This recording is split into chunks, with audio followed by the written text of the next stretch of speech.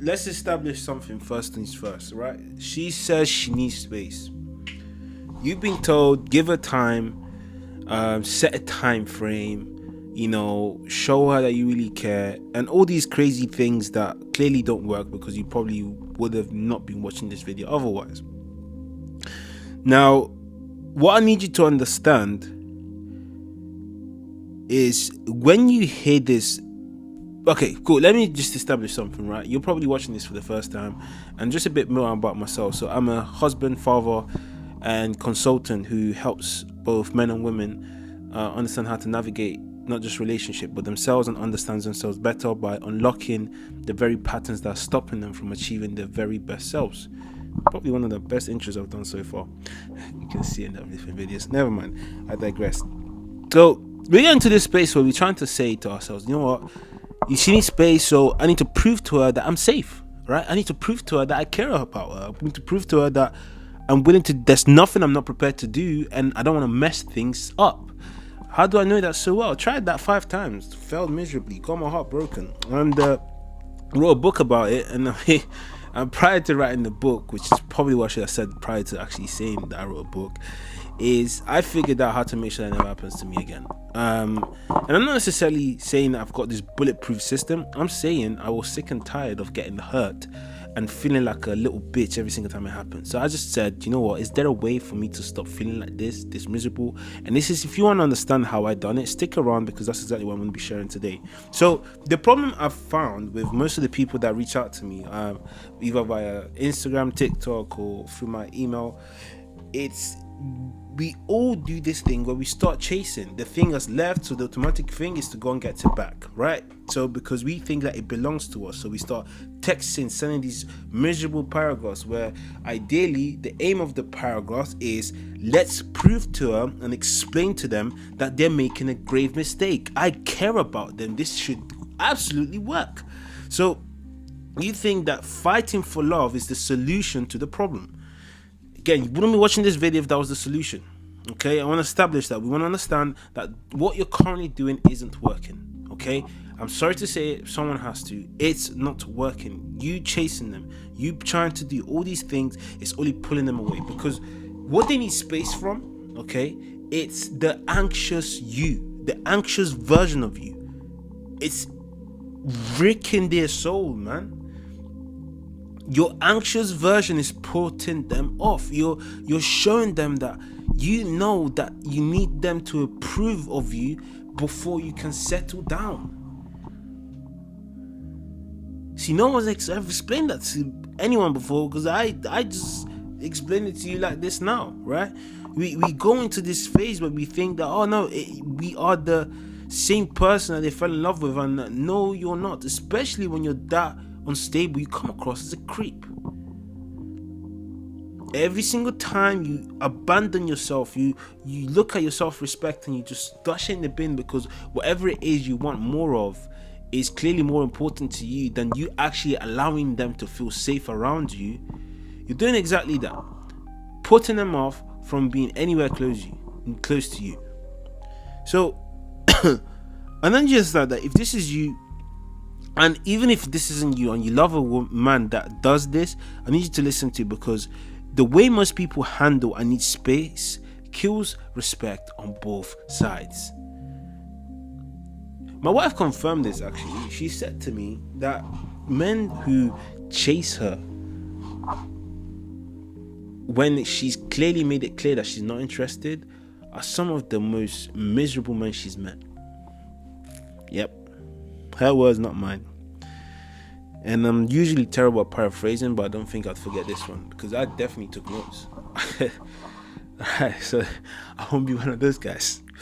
See, this is the pattern. You know? She says she needs space, and she just needs time. I was on a call with a guy today, and I asked him a very simple question. I said, okay, cool. She says she needs space. How much time did she say she needed? He couldn't answer me. And you probably can't either, because there's no real time frame to it. Even if they say 1 week, 2 weeks, 3 weeks, I guarantee you, every single time I've heard "I need space," there was no time frame. There was just a nice way to say, get the hell away from me for now. Maybe later on, I still care about you, but for now, please, don't need you close to me. That is my desire. That I desire for you to stay away from me. That's what I need space needs. It doesn't mean I love you so much I just or feel so overwhelmed. No. I can feel overwhelmed, but if you had the capacity to absorb it without being consumed by it, I probably wouldn't mind being around you still. So the pattern is you panic. That is your worst enemy. Panicking is what's killing your relationships. Panicking, freezing, overreacting, that's what's ruining your relationship. It's not texting and all this other stuff that you think it is. It's the fact that you think that if you give her space, you're going to lose her. Yeah. So you back off, and you think that if you back off, some other guy is going to slide in. Want to know the truth? The other guy was going to slide in anyway. So I want us to tell you that. The other guy was going to slide in anyway. Why? Because the problem wasn't her having space. The problem was the fact that you panic when she is around you, and she needs someone to hold her in a grounded way. Her problem and your problem are two different things. I want you to separate the two. Problem number one is Mr. Number One. This is you. Oh my gosh, whenever you grab her, you're so shaky. Is she happy? Is she okay? How are you doing today? Are you sure you're okay? I feel like because you're not smiling at me, I feel so uncomfortable. Then it's not number guy. Then the number guy. Number two, right? Number two is, hi, how are you doing? You're good? Okay. Do you feel safe? Are you sure? All right, no problem. All right, let's focus on what we need to focus on. Let's build whatever we need to build, right? I'm paraphrasing, but you get the gist. The other one is, so which one do you think she's gonna pick? Is she's feeling unstable? She doesn't want you to be unstable. She's unstable. The last thing she wants is for you to be unstable as well. So every single time you become this anxious man that sends long paragraphs, promises that you would change for her, that there's nothing you're not prepared to do. I need you to understand. Let me give you a free game. Women will never trust that you're going to change for them. Especially if their promises have been broken before. Naive women, maybe. But women that have been heartbroken before, that have been given promises and they failed, you changing for them doesn't mean anything. If you want to change for yourself. When you now offer to help with everything, you say things that I will wait for you, take all the time you need. I feel sick saying these words. I kid you not. Why? Because I've said these things. I've said it to so many women thinking that this is the best guy they're going to get. You know, there's this thing where, I can't remember what movie it was, but it was this space where it's like, you're never going to find another person that's willing to do the things I've done for you. I don't think she wants to, bro. Like, have you ever thought about the fact that there's the reason why there's no one prepared to do what you done for her is because no one's willing to steep that low to the point of losing themselves for the sake of a relationship. And that's exactly what she's looking for. Someone that she can be with, that can be authentic, can be themselves, can be confident in who they are, but can also be caring and be present and be available, but not available at the cost of their identity. Some of you guys exchange availability for identity and surprised why people treat you like a ghost. Oof. I don't know. Maybe it's the suit. I'm joking. I might crop this. I don't know. I don't know. So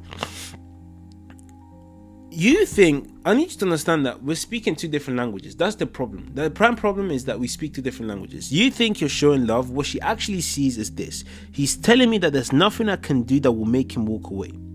And now I can take everything and risk nothing. I'm going to say this again, just in case you didn't understand it the first time. You think you're showing love by showing her that there's nothing that you're not prepared to do. What she's seeing is that he's telling me there's nothing I can do that can make him walk away. I can now take everything and risk nothing.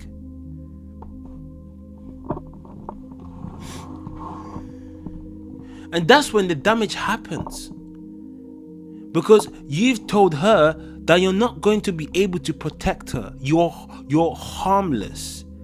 You're not peaceful, you're harmless. You don't have a choice but to be peaceful.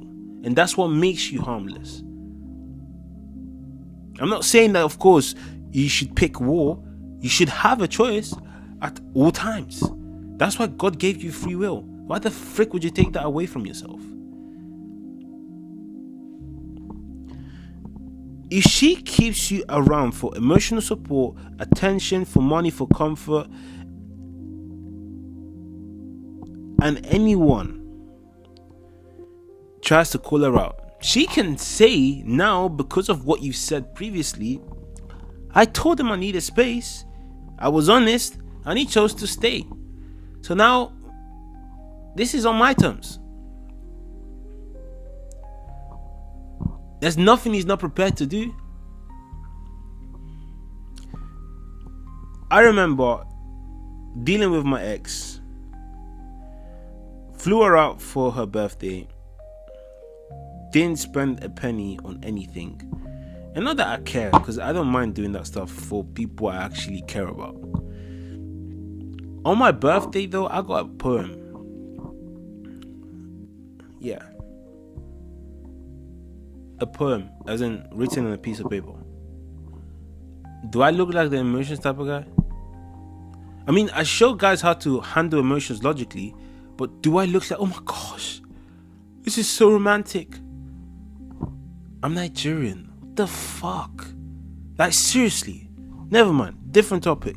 Second, or the most recent relationship. 5 freaking missed calls, if any. Sometimes 3, sometimes 4. It varied. But was it once one call bang like it is with my current marriage? Yeah, no. It's like she had a secretary. I'll get through. There was a gatekeeper, and then they'll bounce back and say, I'll call you back whenever I feel comfortable with it. Why? Because I told her that she needed space. She told me she needed space. She was honest, and I chose to stay anyway.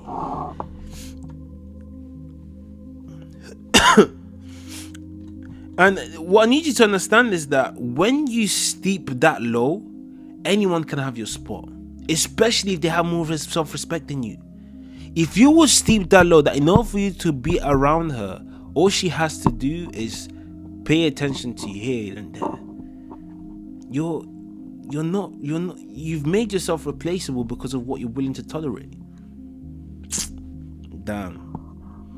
I don't know if it's the headache or I'm just sick today. When you enter the wait, I want you to imagine this, yeah?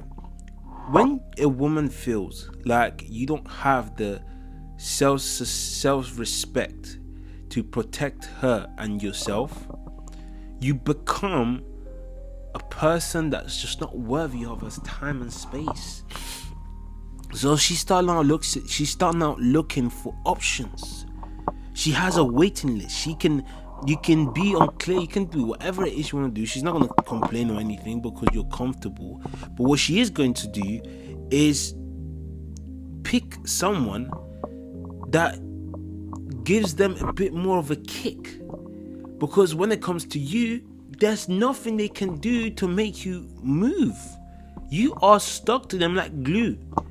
They will spit on you, disrespect, and you still will stick there because you're loyal like a little dog. Yep. Doormat is a title you give yourself before anyone else gives that to you. Why? Because no one can treat you like a doormat unless you allow them to. Why? Because you don't have to engage with them. Someone treats you like a doormat, you've allowed that to happen. Girl or boy. I don't care what. I'm not in the business of helping any people not deal with. You know what? Some people come and say, "Oh, but you don't understand what I've been through." Yeah, sure, cool. Can you say yes or no?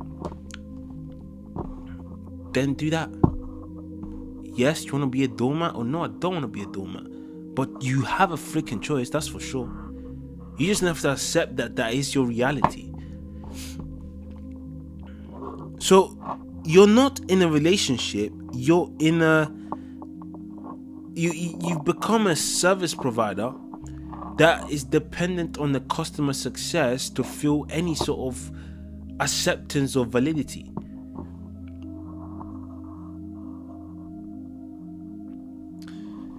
I need you to understand that I speak a lot on nervous system, right? And I haven't really done a breakdown on this today. And just so you understand, just the way your brain is wired, it understands what makes it feel safe. Once they understand what it makes it feel safe, it predicts basically the same habits that made it feel safe in the first place. That's the best way to describe it. Okay, so I'm going to say this again. Your brain is not wired to feel good, it's wired to make you feel safe. And once it feels safe, it's predicting the habits and actions that made it feel safe in the first place. That's why you could be 5 years, 10 years down the line. If you're living on autopilot, you're probably going to do the same things over and over again. Okay, unless the environment forces you to think or do things differently. But in a nutshell, what happens is, in order for you to break that pattern, you need to become the person whose habits align with what you've decided you want to be.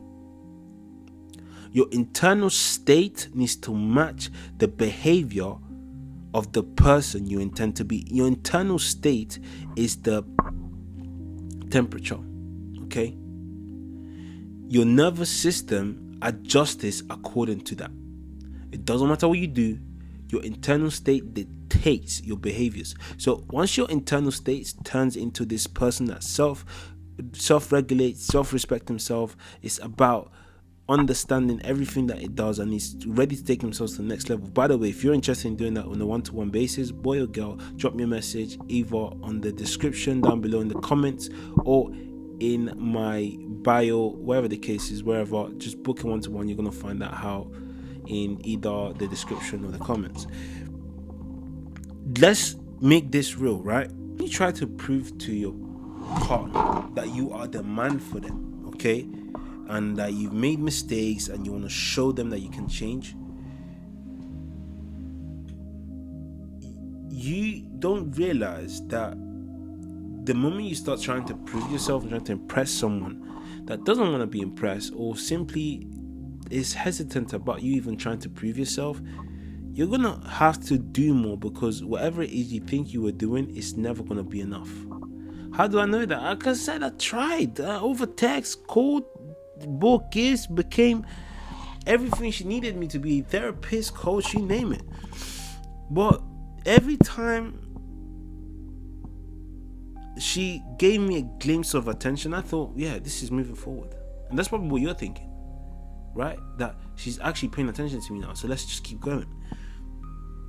She's given, while you're giving the best of you, she's trying to figure out whether you're worth her time. That's what's really happening. I'm gonna say this again. While she's trying to figure out even if you're worth her time, you're giving her your very best.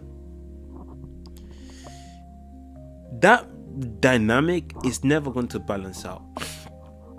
You want her to respect you, respect yourself enough to walk away when you believe that the respect you're currently receiving or the treatment you're currently receiving doesn't align with the person you want to be. And the worst part about this is that that's exactly who she's going to pick anyway. She's going to pick someone that respects themselves. So you might as well become that person earlier than later. Because if you don't do that and you go back into this mode where you're trying to overcome all these things I've mentioned, that's who she's going to carry on needing space from.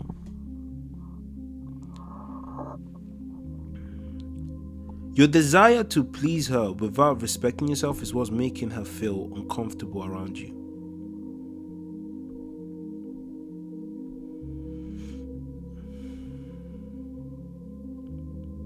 So here's what I want you to understand, right? Space is not your enemy. Space is your test. And what it says is, are you willing to let go of the person that you are becoming, that is derailed from who you're supposed to become, to get yourself back on track, so that you can gain the confidence and stability to withhold someone else in this very space.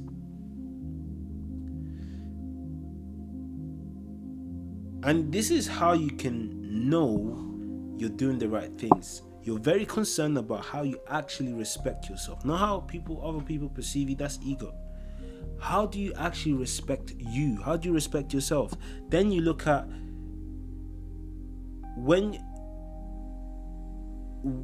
what's your backbone? Can you feel your spine? Do you have the ability to say no, fuck off, jog on? And then the last one is, can the relationship exist without you putting in the work that you're currently putting in? And don't get me wrong, there's going to be times where it's going to be 100% from you and 100% from her. But are you doing it with someone that you've seen or is capable of giving you 100%? Because if you're not able to notice that, if that hasn't been made clear, then your 100% is going to be the permanent status to maintain that relationship. Prime example, I told you already. I was the only person calling, in other words.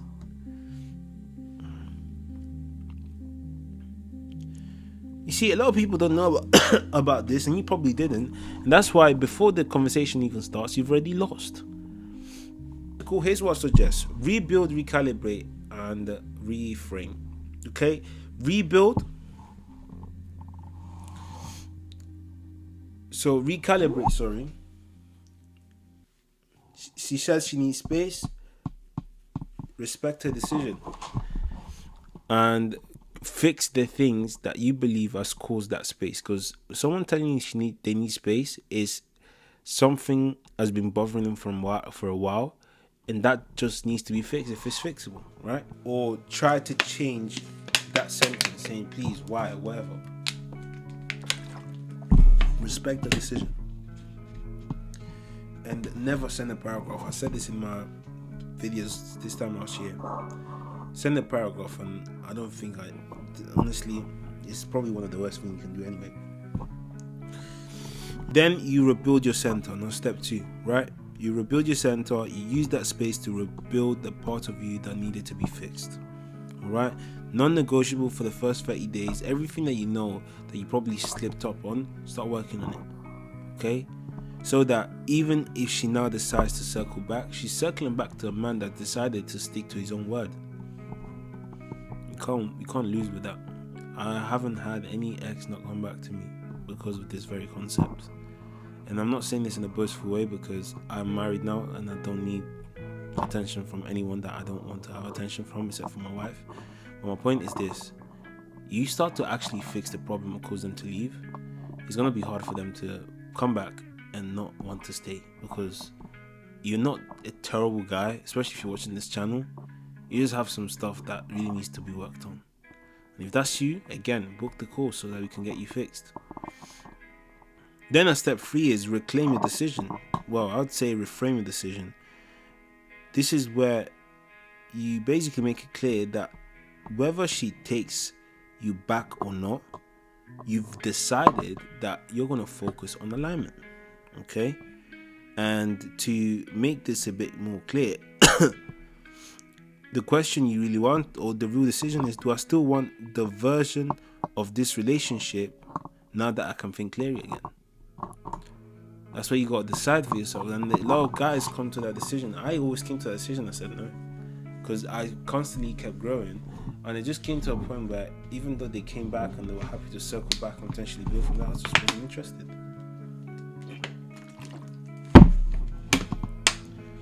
So, in other words, you want to always be in a position where you have a choice. Married or not married, have a freaking choice. I love my wife. Okay? I love my marriage. But I'll say this freely. I know that if I was single, I wouldn't struggle to get women. I think every guy needs to know that in a way, shape or form. Not because you want to have access to women, because I chose not to have access to women. But that's the key here. You want to be able to choose. Because if you're not able to choose, that just means that your wife is probably having to convince herself that despite her knowing fully well that other women simply have want nothing to do with you, she just has to digest the fact that, yeah, sucks. I'm not saying you should have the whole world all over you. That's not what we're discussing here. I'm saying though, they should be confident enough to know that if there was going to be some sort of, just have that back in your head belief, right? I'm not saying you should use it in any way, shape or form, but just know that if push came to shove, you generally do have the ability to start fresh, right? You're not scared to walk away. So this is where you start saying things like, you know what, I care about you, but I'll not go back into this half-hearted relationship, or I'll not go back into this relationship the way things were. And then you start carrying on setting the boundaries, setting clarity, and understanding what direction you guys want to take in that relationship. And then this is where, if you're a woman watching this, I'm not letting you off the hook either, because when you say you need space, here's what you mean. If you know you are done, don't keep the man as a backup while you heal with his attention. That's fucked up. Because that's the confusion that destroys good men. That's the confusion that destroyed me. I'm asking you, what's space? Okay, cool. How long is that? Because in my head, it's not, you're not done with me. You just clearly just need some time to figure things out and clear your head. But if you're done and you're still leading me on because it might benefit you one way or the other, man, this ain't it, right?